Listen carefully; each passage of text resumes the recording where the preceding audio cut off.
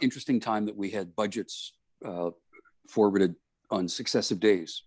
Feds one day, the province the next day. There was a lot of budget stuff. That was a lot of talk. It was interesting to see where there was sort of symmetry and where there wasn't on the way that stuff all came out.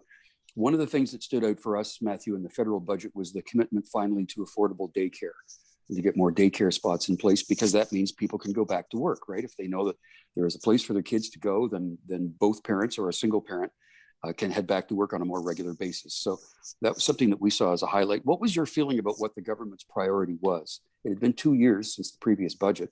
Coming out of these times in which we're living, what do you feel the spirit of that whole budget was? What was the intent? And we're talking provincial? Federal. Federal.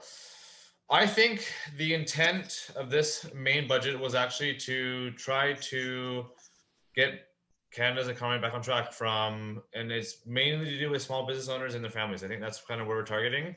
I think the benefits and the subsidies that we have been trying to push out since last year are really business oriented. And I think the budget has trying to kind of get it closer to home. So with the daycare and with some of these affordable, events, that's, I think, where, the government's kind of go is they know what the last year has impacted everybody. They know that the subsidies can only go so far. So I think it's time for now to kind of follow up with the promises that they've been making. That's kind of where I see it.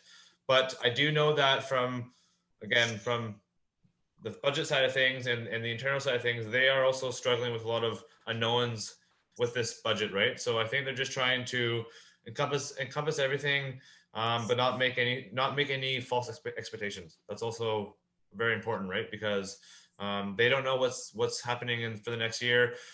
We talked about how this time last year we might have thought that we were back on track.